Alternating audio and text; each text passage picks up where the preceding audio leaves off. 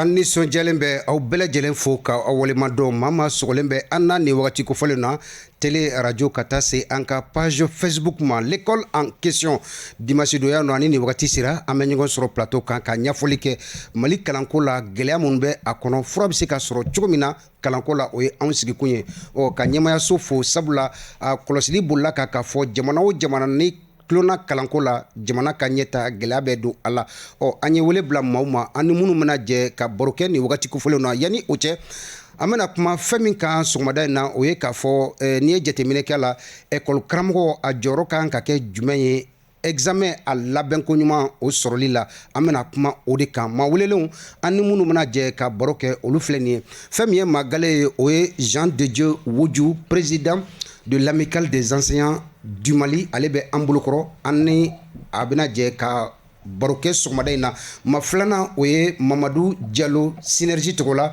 en même temps coordinateur du syndicat national de l'éducation de base rive droite de Bamako a fana bɛ an bolokɔrɔ maa sabanan ye conseil à l'orientation du Cap de Banakabugu Cheikh Oumar Sissoko ale fana bɛ Safurulaye Cheikh Oumar Danbele ale fana bɛ an bolokɔrɔ ani a bɛna jɛ ka baro kɛ nin wagati kofɔ na maa naaninan o ye Abdoulaye Salam Maïga professeur de l'enseignement secondaire depuis Kidal an ye wele bila a fana ma a sera an bolokɔrɔ u b'a jira k'a fɔ Renouveau FM tɛ na maa si kɔ an tɛna na dugu si kɔ parce que Mali ko de don ale fana an garijɛgɛ donna la ani ninnu de bɛna jɛ ka baro kɛ nin wagati kofɔlenw na ka aw fo ka walemadɔn ko hali bi an b'a fɔ aw dankana Renouveau TV FM kan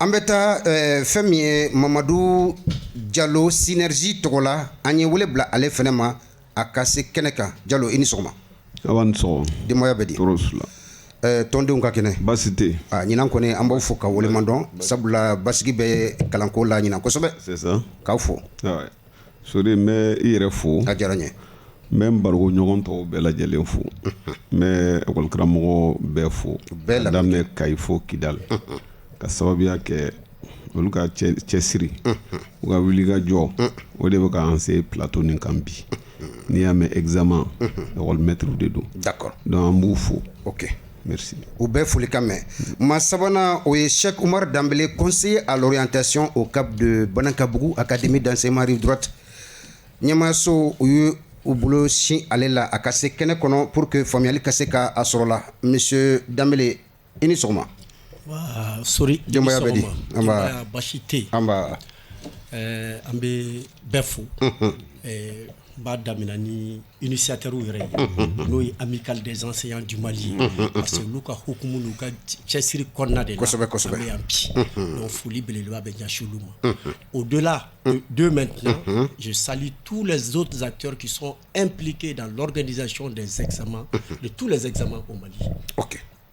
Merci beaucoup. Ala ka ja ka da. Amin arabi inshallah.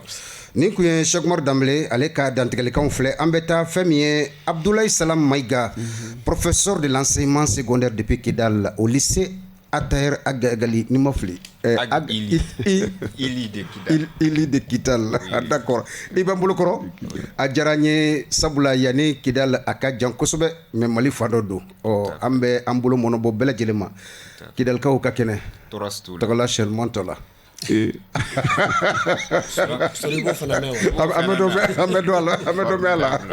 ça va quand même ça va Dieu Kidalikaw don alhamdulillah an ye wele bila i fɛnɛ ma i ka se kɛnɛ kɔnɔ je sais que an bɛna kuma fɛn min kan aw fɛnɛ gafe sɔrɔ oui tout à fait i bɛ kalan mɛ folikan ye jumɛn ye bon d'abord n bɛ Ala fo o tɛmɛnen kɔfɛ n bɛ Renouveau ɲɛmaayaso fo mun ye occasion di yan nɔ donc an ka kuma ala sɔnna o kɔfɛ n bɛ e sori yɛrɛ fo kɛrɛnkɛrɛnya la sabula ni e tɛ donc n kun tɛ se yan nɔ sabula n'i ko jɔn ni kunnadi i ko sababu ɲuman kosɛbɛ donc an b'i fo o la foli diyara n ye et aussi voilà an bɛ amical fɛnɛ fo mun ye nin initiative ɲuman in ta je crois que nin débat façon de kan ka kɛ dans le milieu scolaire ka examen ɲɛfɔ mɔgɔw ye non seulement la responsabilité des enseignants, aussi la responsabilité des élèves aussi. D'accord. Donc chaque année, je crois qu'il y a une initiative vulgarisée dans nos écoles pour réussir en tout cas les examens de tout genre. Merci beaucoup. Voilà, merci. Ninkoye Abdoulaye Salam Maïga, professeur de l'enseignement secondaire depuis Kidal. Ale de Bambulu Koro Somadena a fene farla anka amse ka baroin ka latime chomina. Kairaoula Kafo, président de l'amicale des enseignants du Mali, Jean de Dieu Woudjou, ale de be Ambulukoro, olu kera sababu ye ka wele bla bela jelema. Kunu an kun bɛ kɛnɛ kɔnɔ sabula bela jelen welela amicale tɔgɔ la. U ye Bamako académie bela jelen fara ɲɔgɔn kan. Ni u tulo b'an na an mako bɛ u ka jaw bila kana an ka se ka dɔ fɔ a kan sanka in kɔnɔ.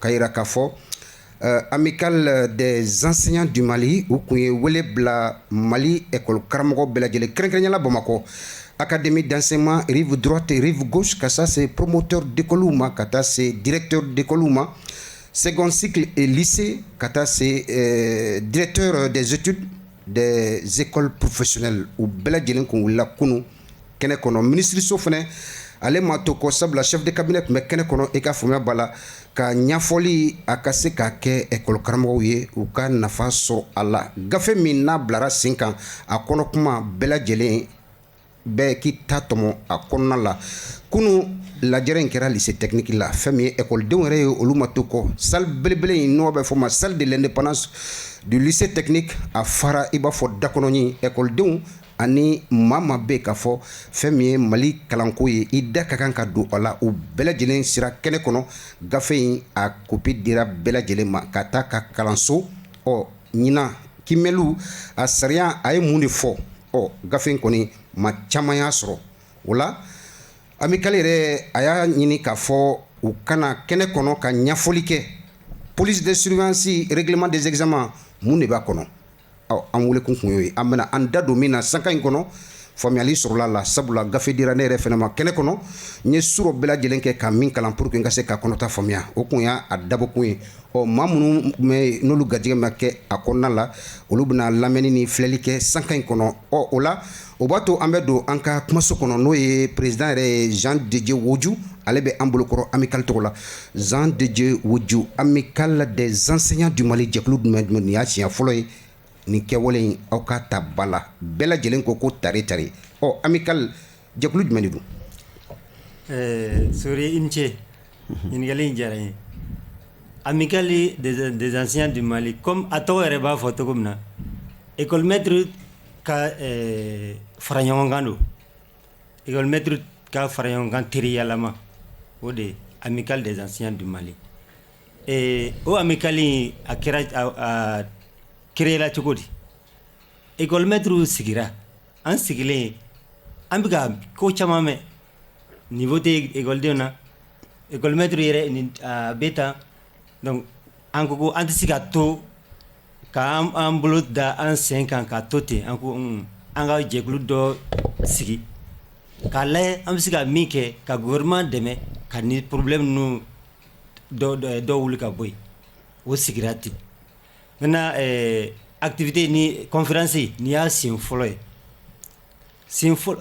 conférence sen fɔlɔ ye mais yanni conférence ka se an ye activité mɛnɛ activité dɔ wɛrɛ kɛra. d'accord n'ala sɔnna don nalenw na an bɛna da don activité la sabula aw ye wele bila maaw ma kunu ka ɲɛfɔli kɛ police de surveillance règlement des examens kɔnɔ kumaw de la yɛlɛmali minnu donna o la n'ala sɔnna an bɛna an da don la ni maa min b'a fɛ ka don amicale la a porte dayɛlɛnnen bɛ école karamɔgɔ bɛɛ lajɛlen wa. mɔgɔ min bɛ fɛ k'a don i ka kɛ enseignant ye. d'accord i ka kɛ malien ye. a banna. d'accord maintenant ni nana statut règlement bɛ yen o bɛ d'i ma e b'o kalan n'o bɛnn'i ma e ye enseignant ye ka ban dɔrɔn e b'a kɔnɔ.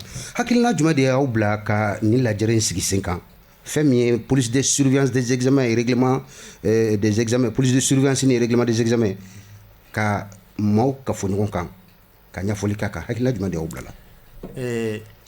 kuma daminɛ ne y'o de fɔ problème fitini fitini minnu bɛ yen an ko an ka gouvernement dɛmɛ ko problème ninnu wuli ka bɔ yen fɔlɔ fɔlɔ ni examen bɛ kɛ école de méta pour les surveillance et bien informé ou beta mais salle kono parents d'élèves venaient do et tado mais ango est-ce que na conférence do daele ka parents d'élèves wele école de ulu reka wele école maître wele munu surveillant ani anga responsable cap académie ministère pour be wele ka si ka conférence débat ke be renyena be ka me be ka tana esu ka fo demsoni yena e manga tanni école salle kono e ka tanni salle kono ni be ya do nyani examen ka se est-ce que na problème do wuli ka boywa donc au delà anko anga ni conférence ke men exam ta na far ko parama a dems école de bangibawma école de manga don téléphoner classe kono depuis so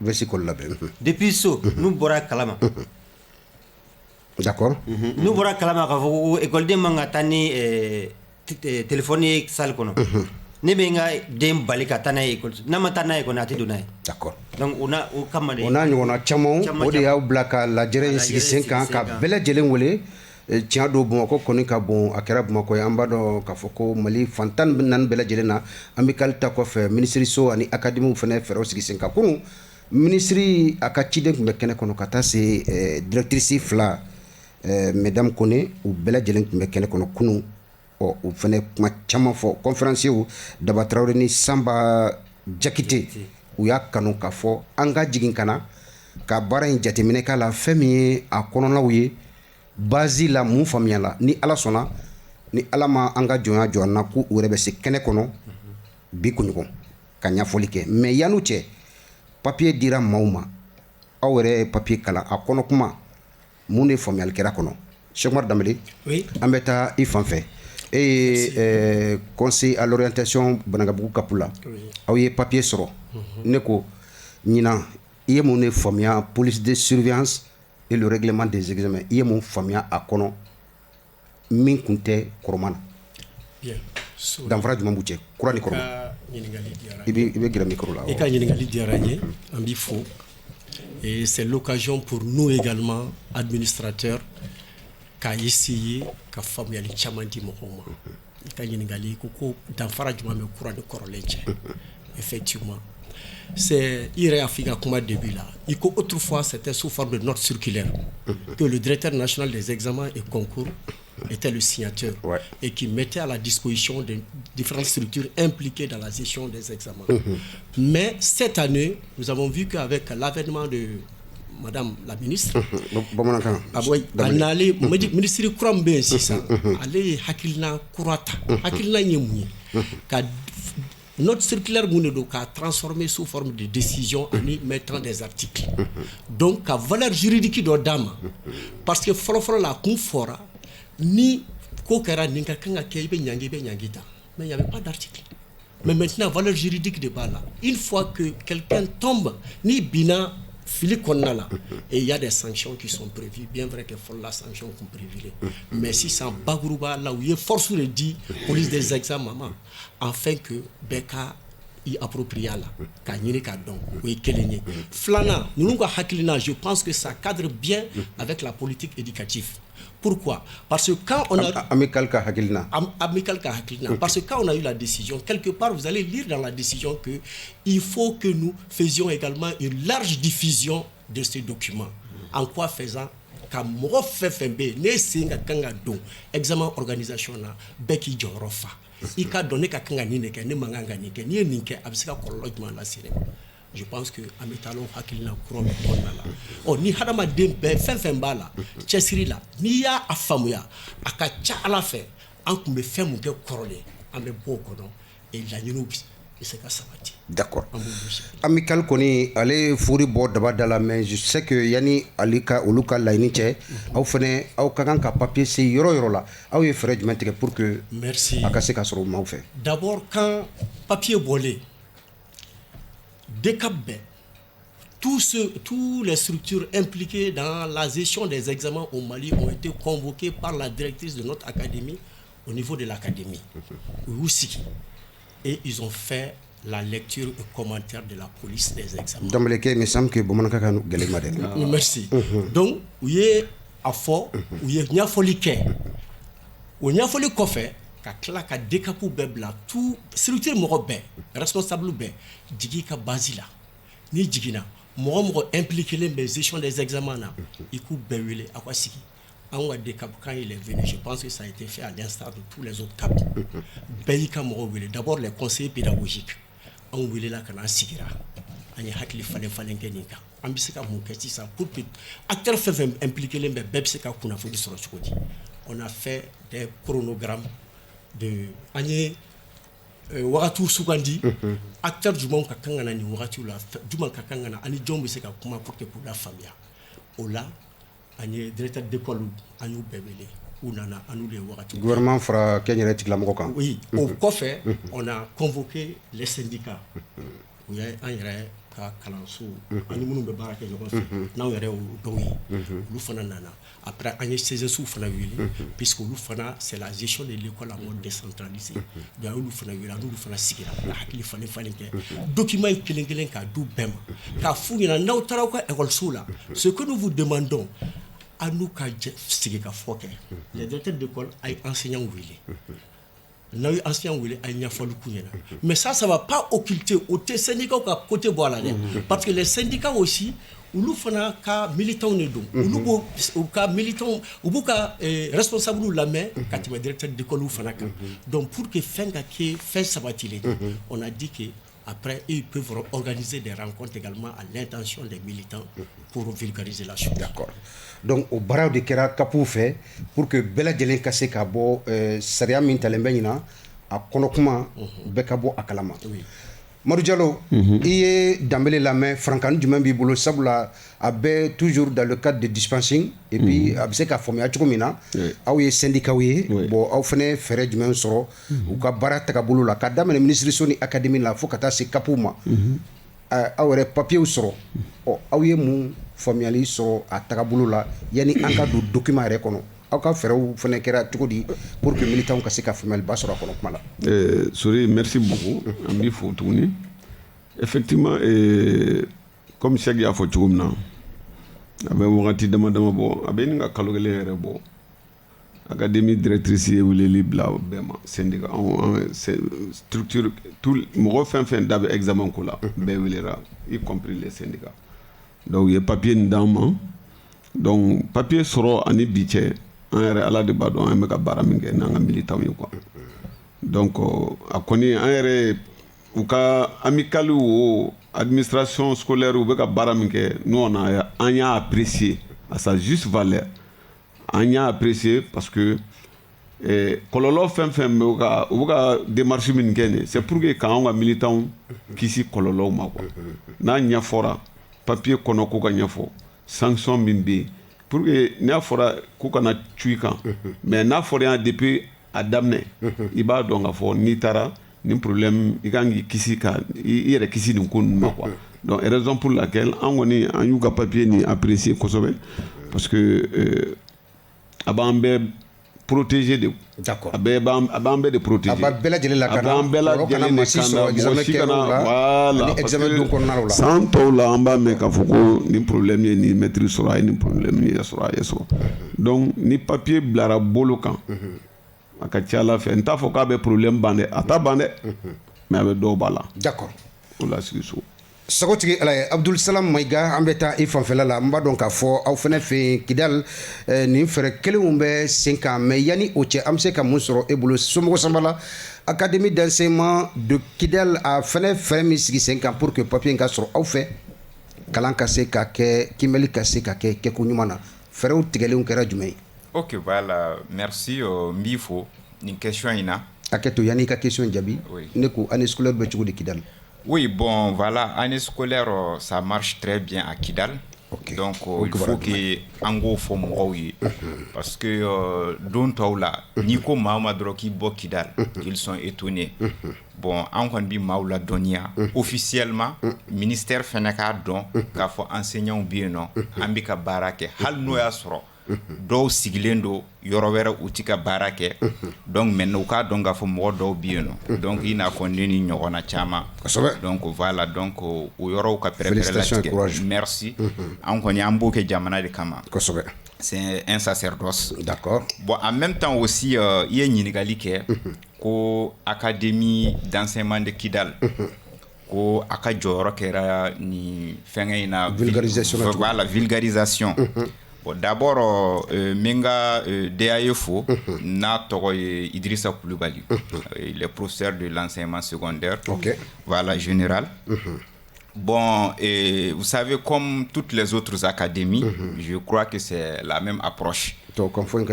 Voilà, donc, Nia Djatemine, Barakele no quoi. C'est-à-dire, c'est la routine. Voilà, Yoro. Donc, au faire Kelen de Fenet Tigera, donc Kidal. Saboula, ni examen biquet, on a toujours associé tous les partenaires.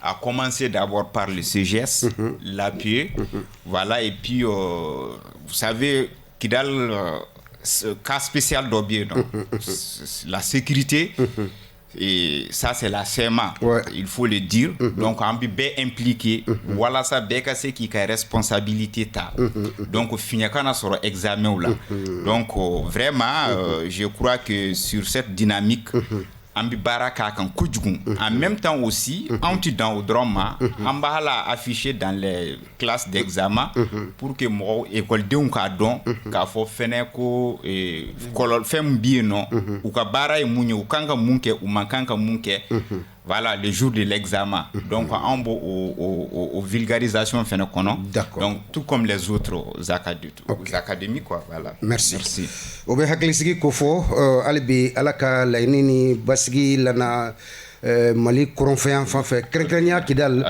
courage à vous qui êtes enseignant là-bas vraiment vous êtes à féliciter au munu fene metelen do nous sranbe kata o kado kafo Mali makobula Mali fam bela jelena sabula jamana kodo ambeta amical fanfela la monsieur Wodjou oui ni document ta kalaje document yele Mali jumengu dona kono la moye croy nate korman kono document yele mani conseil à faux. Follow, c'était une lettre. Follow la lettre de tout. D'accord. On expliquera. Voilà. Lettre circulaire là. Quelle décision est. Donc, on va y aller à faux. Mami mana mine fouti mina. Vous serez au béboli au camp. Donc, au fond là. Mais il est malheureux du même bien. Min donna qu'on a minti oui. Il est malheureux min donna. Il n'a faut par exemple école de monde école de obligation du même ou ka obligation fin du même obligé les école de ka kon la fami obligé de école de ka corolé do aforo ka foko école de manga don salle kono ni femre ni dona salle kono fami nga dima abidi ma salle kono e kana don fin vrai fodi salle kono o de fora maintenant ni école de man don fin salle kono fait de dirama burion de dirama et aller donner na bikini crayon ni matériel nu ni dans durano e a jeune te nasika ke o de foro yena o de te ka ke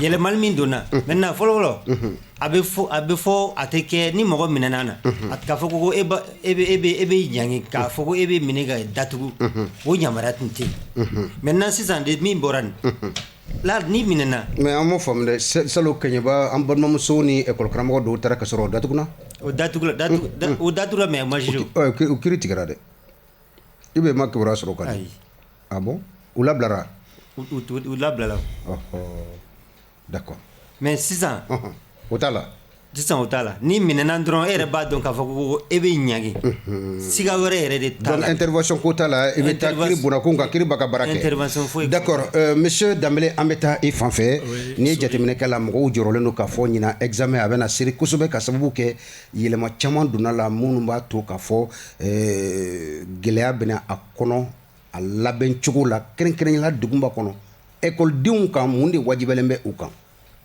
non sorry. Ça veut dire il faut parce que ni fait nous kala article en cas de article kono ka do nya fo harna mado article kono il faut que nous soyons conséquents avec nous-mêmes. Parce que les gens prêtent trop le flanc à des spéculations. Ce qui se dit à côté, que les gens sont en train de dire à côté. Parce que moi, il comme à faire les élèves ne sont pas prêts ou bien logique. Moi, je pense que cette date a été planifiée et arrêtée par des techniciens. Et c'est sur la base de beaucoup de considérations que ça a été fait. Ni fana de do anya fo ni te kokuraye. Kokurate. Ko de do amba fait baraka nyambulo. Dans la mesure où on dit qu'il faut faire un changement. Donc chacun de nous, chaque responsable, chaque enfant, chaque candidat, chaque parent d'élève doit faire pression sur lui-même et qu'on aille vers ce changement-là. Donc, on spéculation au Koumoukouno et qu'on se met dans la logique de ce document-là. D'accord. Qu'on l'applique. Ok. Voilà. Si ça, Jorona Mimbe Anna, néo de exprimer Erola. Maintenant, il faudra qu'il faut que l'école dembe fouille. Follow. On connaît Ambaye, qu'il faut Ibedou, il était jatemineke, mais qui a bolo do iposi kono qui fouille. Théata la musoyata la, ou le kokroye. Ni follow no kunte ke akona la. Donc Jorona bi. C'est pourquoi j'ai parlé des articles. Par exemple, ni a aucun police de surveillance ni règlement des examens ta. Dans frabo ou ni nyonchew. Règlement des examens be kuma mundika. Police de surveillance be kuma munga. Était un wala ou la follow. Merci. La police, le règlement intérieur fait allusion aux enfants. Quels sont les comportements que l'enfant doit observer pendant toute fin du mois. D'accord, Diallo, avant article l'article 6, 7, 8, 9. Continue, monsieur.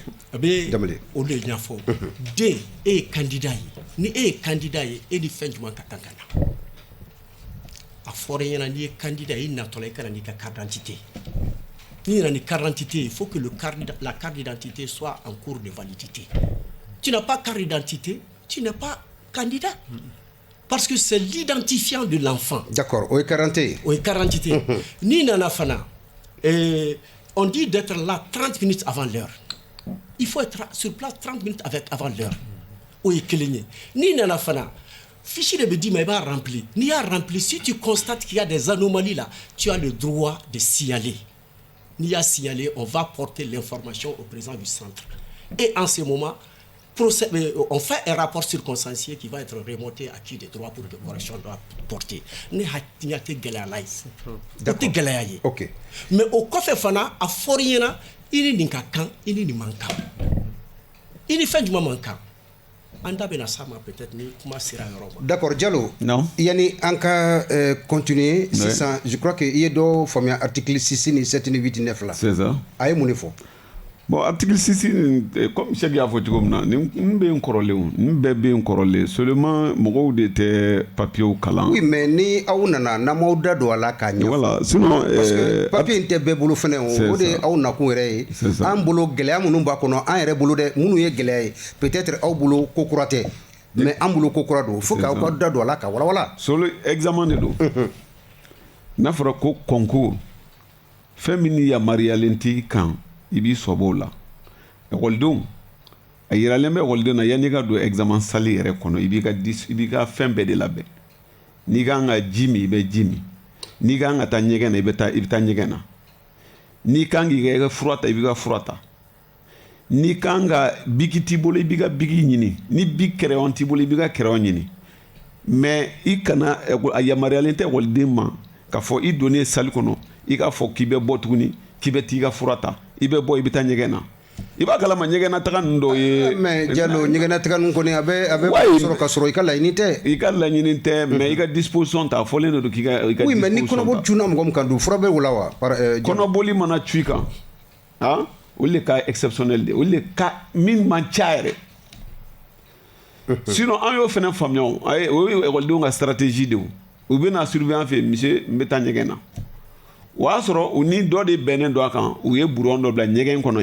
Diallo te bisigi bisigite u ye brouillon seben ka bla nyegen kono yani nego ka goshi o brouillon be bomi abe nyegen woni min be kofla la nyegen jombe ta o brouillon blay mo warte do mais o nyegen ta so woni bla le do kenemana de la u ka grand frère do be u bi o ka CDC mo do de be u beta o brouillon seben ka bla woni ngono b'a fɔ ni donna dɔrɔn 10 minutes i bɛ taa ɲɛgɛn kɔnɔ i bɛ taa papier nin sɔrɔ ou bien candidat yɛrɛ bɛ nin labɛn yanni a ka don salle kɔnɔ o y'a sɔrɔ surveillant mana ne y'a f'i ɲɛna ka tɛmɛ o ko candidat bɛ na n'u ka téléphone u b'a da u bɛ téléphone bɛ sigi salle kɔnɔ o y'a sɔrɔ a programme len don u bɛ taa don u ka classe tabali jukɔrɔla la n'a donna tabali jukɔrɔla la da la fuyɛli bɛ kɛ policier bɛ fuyɛli kɛ surveillant bɛ fuyɛli kɛ mais téléphone min bɛ classe kɔnɔ o tɛ ye den bɛ t'i sigi o y'a sɔrɔ tabali téléphone bɛ tabali classé jukɔrɔ o bɛ ye cogo jumɛn donc o bɛ kɛ cogo min na dɛ ɲɛgɛn kɔnɔ ta nin bɛ ten tɔ de u bɛ brouillon de labɛn ka bila ɲɛgɛn kɔnɔ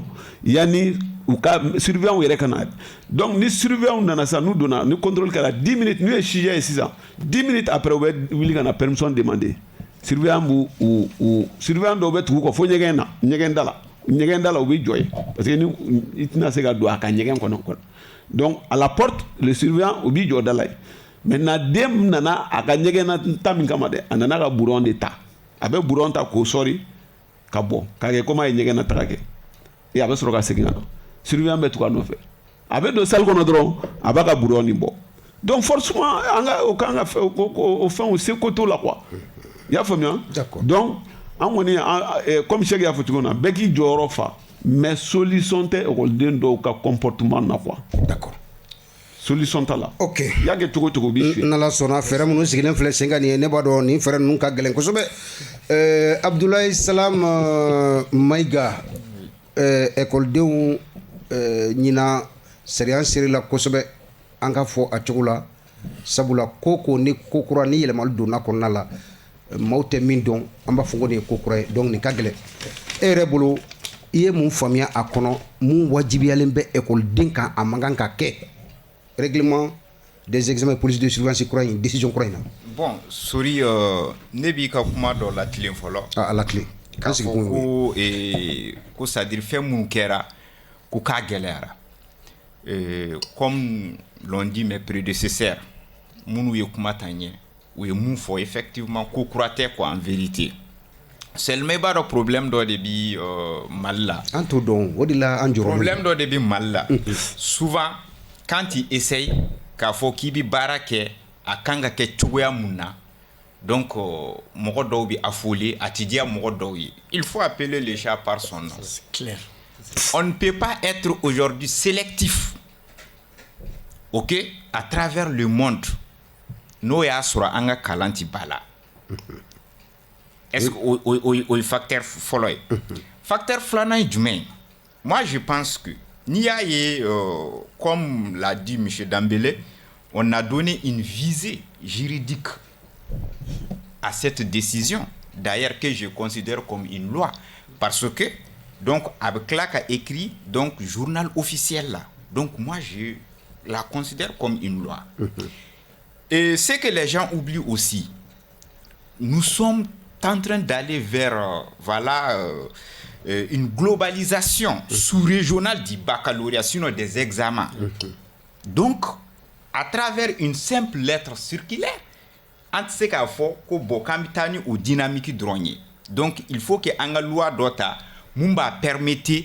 donc on va respecter tous les principes normaux donc des examens an ka sentiment bɔ a la parce que si réellement nous voulons avoir un Malien sélectif à travers le monde an ka musalaha bɔ o la moi je pense que les parents d'élèves ont compris je prends un exemple nous avons acte sanitaire mun kɛ en impliquant le CGS, en impliquant l'API.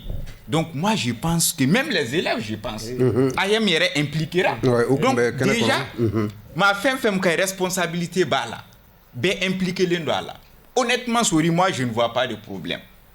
C'est comme dans une assemblée, on peut gérer la loi de voter. Donc moi je me vois vraiment dans cette dynamique. Ni ne koni kumbika ni de kono longtemps. D'accord. Voilà. Mais comment me faudront en enseignant en bécan joyorofa comme l'a dit M. Dambélé. En bécan joyorola. Et si les enseignants vont s'assimer à la lettre, en tout cas je ne vois pas, c'est-à-dire que Nintiseka est concrétisé tout à mon. Et aussi on doit mettre en tête parce que c'est nous qui sommes les acteurs. Voilà, ne fait que de fou. D'accord. O de tɛmɛrɛ école karamɔgɔ jɔyɔrɔ kan ka kɛ jumɛn ye pour que kiimɛli ɲuman ka se k'a sɔrɔ an fɛ ko bɛɛ k'i jɔ i jɔyɔrɔ la. Wodju, an ye dɔ fɔ écoledenw mais en réalité je suis resté à ma fin parce que on n'a pas trop commenté les articles 6, 7, 8, 9 ne ka jɔrɔna b'o yɔrɔ la surtout mais aw ma commenté kosɛbɛ. Je crois que vous allez faire un peu d'effort kana a yɔrɔ la ka walawalali kɛ pour que i k'a dɔn k'a fɔ ne ni nin man kan il faut que sariya min tɛlen don a ka ɲɛfɔ i na à présent je suis pas satisfait de toute façon ka sila ne tiɲɛ an bɛ taa président fan fɛ ani superviseur ani surveillant bɛɛ ka baara kan ka kɛ jumɛn fɛnɛ parce que n'an ye dɔ fɔ écoledenw ma minnu fɛnɛ bɛ n'u b'a labɛn u jɔyɔrɔ kan ka kɛ jumɛn ye gafe kura in kɔnɔ la ni question ɲɛnɛman don vraiment a diyara n ye. D'accord, allez-y monsieur Wodju. Gafe e bɛ ka gafe in fɔ an tɛ ka changement ye gafe in kɔnɔ o fɛn kura don e ko ko fɛn kɔrɔlen don e ko ka kana fɔ kɔrɔlen don. Ah bon président comme a tɔgɔ fɔra président de centre la n'i taara fɛn fɛn bɛ kɛ président o ye président de surveillant o fɛn o fɛn ni fɛn bɛ yen dɔrɔn président de don et police surveillant an bɛ ka min fɔ ale de b'a kalan ale de bɛ a bɛɛ fɔ surveillant n'aw donna a y'a mɛn fɛt a y'a kɛ tan ale de b'a fɔ maintenant surveillant ninnu olu fɛnɛ u y'a kalan u y'a mɛn u b'a dɔn non n'i donna salle kɔnɔ e kan ka min kɛ i b'o dɔn a fɔra ko ne kana denmisɛnninw bila sonyani na k'u kana sonyani kɛ o yɛrɛ ma se fɔli ma o n'i kɛra école maître ye e ye écoleden min kalan ani kuturu bɛɛ kɔnɔ o écoleden bɛ taa examen na e kelen de bɛ taa o écoleden surveiller cogo di de e bɛ écoleden to yen e ye min don a kunkolo la a b'o to yen ka taa papier dɔ ta ka sɛbɛnni kɛ k'a fɔ k'ale de y'a kɛ a ma se ka a man ka fɔ yɛrɛ maître ma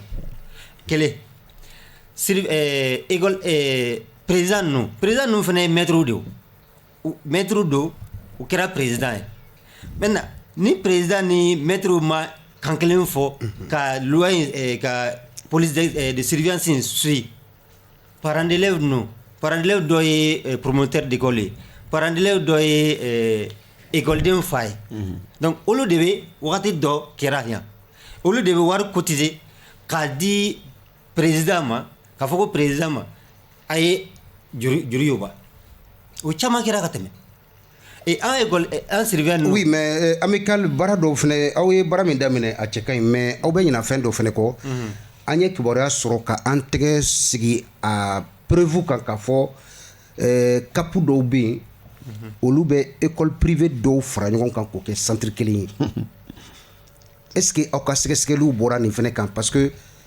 jateminɛ bolila kan o jaabiw o privé o jaabi olu ka jaabi mɔgɔ paseta de ka ca ka tɛmɛ public kan publiciw bɛ to u dama privé minnu bɛ fara ɲɔgɔn kan ka kɛ centre kelen ye olu bɛ latɛmɛ Cheikh Umaru mɛna yɛlɛ matila y'a mɛn donc an ye kibaruya in sɔrɔ o tuma aw ma se ka fɛɛrɛ sɔrɔ o kow fɛnɛ la wa n cɛ sisan ne m'a fɔ ko parent u bɛ wari cotiser k'a fɔ ko o da kelen de ye nin ye maintenant yanni o ka se olu de bɛ boli ka taa o ni école privée n'an farala ɲɔgɔn kan ka kɛ centre kelen ye sonyani min fɔla ɲɛgɛn kɔnɔ o yan o de la u bɛ préparation dɔ kɛ u bɛ ɲɔgɔn dalajɛ ka fɛn dɔ préparer pour que u ka se ka an ye caman fɔ écoledenw kan ne kan bɛ surveillant ni président de centre ni superviseur de ma sisan olu fana ka baara kan ka kɛ jumɛn ye olu ka baara kan ka kɛ an amical des enseignants an wulila an ye nin bɛɛ tagama mais aw sera nin bɛɛ lajɛlen ma an sera nin bɛɛ lajɛlen ma mais conférence fɛn bɛɛ i ka daminɛ kelen na conférence an y'a daminɛ an tɛ se ka bɛɛ kɛ ɲɔgɔn fɛ maintenant conférence kɛlen a y'a ye k'a fɔ ko amical kɔni a jɔyɔrɔ ye min ye a bɛ ka min viser pour le moment baara tagabolo ka ɲi n'Ala sɔnna don nalenw na an bɛna se aw ma an bɛ tila ka kuma di ma monsieur Wodju an bɛ tila ka kuma di ma Cheikh Umaru hakɛto n b'a ɲini i fɛ sabula i bɛ yan kapu dɔ tɔgɔ la mais n'an ye kibaruya sɔrɔ cogo min na a jɛlen don an fana ka ɲininkaliw kɛ parce que mɔgɔ caman de b'an wele k'a fɔ an ɲɛna n filɛ ka min fɔ nin ye n sɔnni sigilen b'a preuve kan parents caman y'i plaigner a la directeur d'école publique caman y'i plaigner a la kɛrɛnkɛrɛnnenya la Kati yɔrɔ tɛ tɛmɛ quoi mɔgɔ i bɛ yɔrɔ min na i bɛ se k'o kuma de fɔ. Awɔ mais nin fana bɛ se ka kɛ cogo di sa? I bɛ yɔrɔ min na i b'o ko de kɛ mais je pense que dans mon académie je parle sous le contrôle de mon chef de division examen. K'i ka kuma micro la. Je parle sous le contrôle de mon chef de division examen et concours. Ça n'existe pas au niveau de Bamako rive droite. La preuve, je sais comment nous faisons les listes, c'est par ordre alphabétique du premier candidat au dernier candidat. D'accord. Sans considération. Monsieur Dambélé, avançons. Oui. Maintenant, bien. parlons des responsabilités. Qu'il a clé, si vous permettez. Allez-y, on est là pour ça. Parce que vous n'êtes pas satisfait par rapport à l'article 7 et 8. Oui, 6, 7, 8, 9. Parce que moi, je vous dis que quand vous parlez de l'article 7 là, ça fait allusion aux sanctions infligées. Justement, sanctions. Qu'est-ce que les interdictions? Qu'est-ce que l'enfant ne doit pas faire? Mais à Foranyana Souri, téléphone, à Mangankana. Donc, ne hakili la o yɔrɔ la an tun kan ka apaisanter. Mais est-ce que surveillants ont fait un téléphone? J'arrive. Oui, c'est dans le document. On dit que les surveillants ne doivent pas amener le téléphone. Ils doivent pas filmer. Oui, surveillant canana ni téléphone et ça a toujours existé et ça a été toujours dit lors des rencontres préparatoires. Aurait tout et téléphone et cigarette mi kati sigi écoleden kɛrɛfɛ ka kuma kɛ n'a ye ou bien sigilen bɛ non surveillant fila de bɛ ta. Ça, c'est les examens qui le disent. D'accord. Surveillant flat de par salle. Quel est le meilleur fait comment quel est le coffre? Pas à la fenêtre, pas à la porte. Souris, les choses sont claires. D'accord. Que chacun joue pleinement sa partition. On va sortir. Souris, faisons énormément attention. Le CP était là il y a quelques années. En 2010, on est parti vers la suppression du CP. Vous savez qu'est-ce qui a motivé ça? Parce que les parents se sont transformés aux candidats. Les enseignants se sont transformés aux candidats.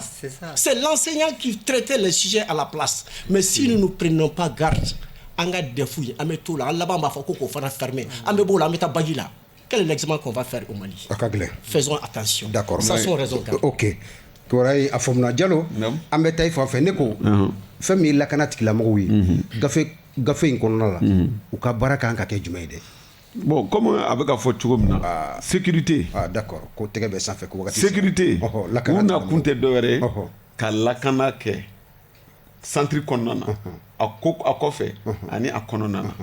C'est-à-dire que mais est-ce que Madje doté ou nous fait ka baraina parce que bon ni examen ou bana document beta wakati do la yoro do la nta do ni abeta kapu de la wa académie mais il va être président des centres de ba transporter il n'est pas en sécurité. Est-ce que pour sou manga ka forolu ka wakati do la faut kata nous ye kapu la oui et au dronde ou sinon la sécurité redo fenembe betere je kuluko de do do be rengo sécurité do yere bi yere transformer parents d'élèves ka essayer ka bo Diallo tese ka ça o ale bena tinini la am de be terenga sécurité police do yere bu yere ke buru om nana ka di école dema. D'accord. E ba mu famio la bon il va mi fondé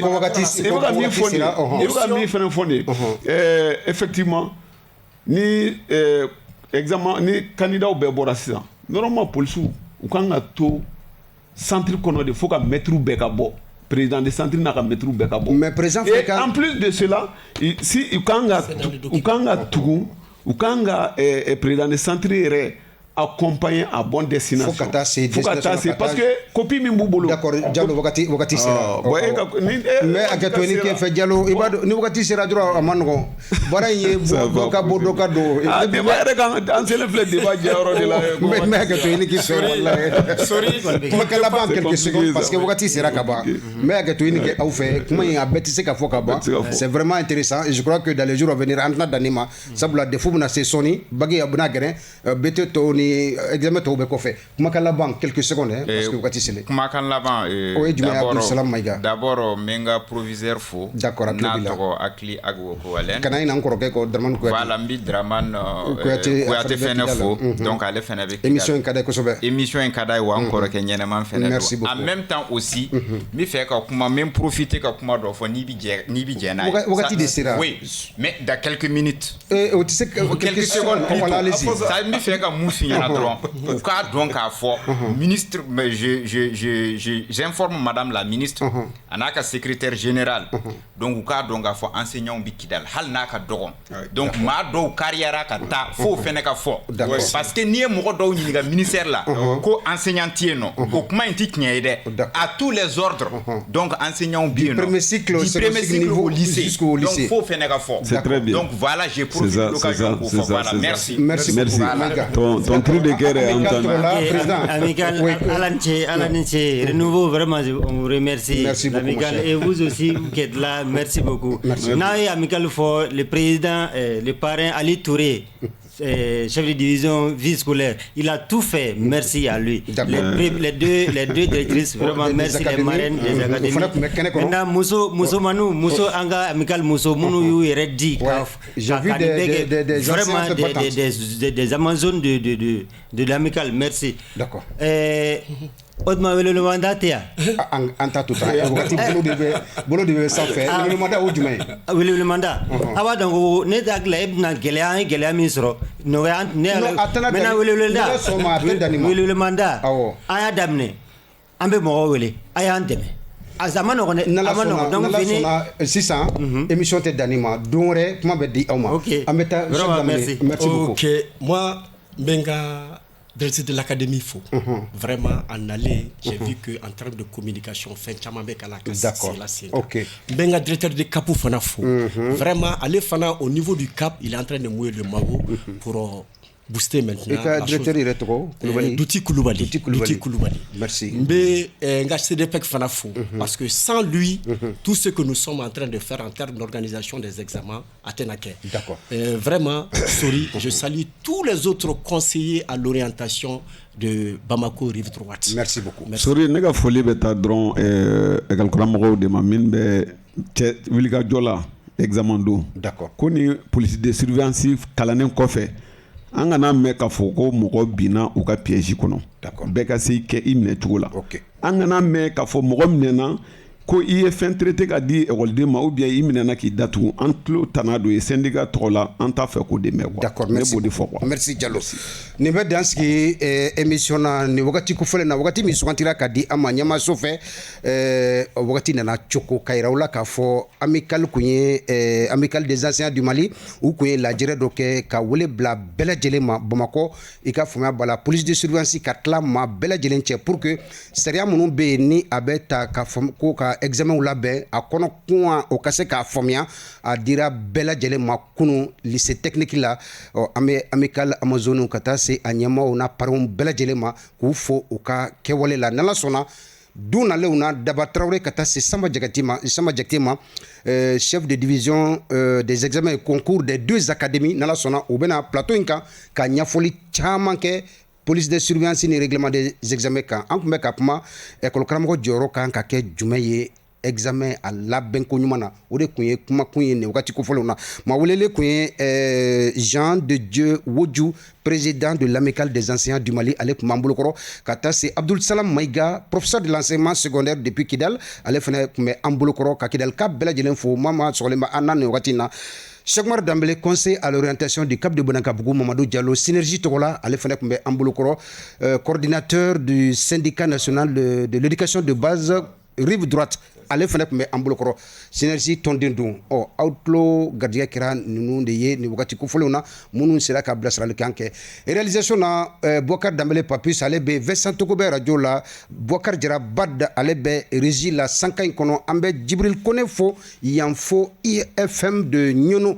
ka IFM maître bɛɛ lajɛlen fo Jibril Kone tɔgɔ la ko ala ka kanu to an bɛ Segu fɛn min ye Larousse Monsieur Mamadou Sissoko, directeur général, sinon promoteur des complexes Larousse, Ségou Nyono, Anzongo Koufou, Kenen Kono, Moussa Sissoko, Amaïna Leko Ségou, Kassé Michel Alerma, Femi Odias Kone, complexe scolaire Labrière, Amba Fenefo, Amaïna Nana Kadidja Kone, présidente de l'association des promotrices des établissements privés du Mali, Ka Obela Djelenfo, Ka Awemando. Docteur Issa Djiribe Mayamou, Kou Bela Djeleni Sokoma. Ko ala ka kanuto segin bɛ kɛ jamakan in kan arabado nɛgɛ kaɲa 16 ka taa se kaɲa 17 ma ka aw fo ka waleman dɔn tile hɛra wula hɛra ala ka di an bɛɛ lajɛlen ma hali bi ka aw fo ko ala ka Mali basigi bonne chance à tous les candidats.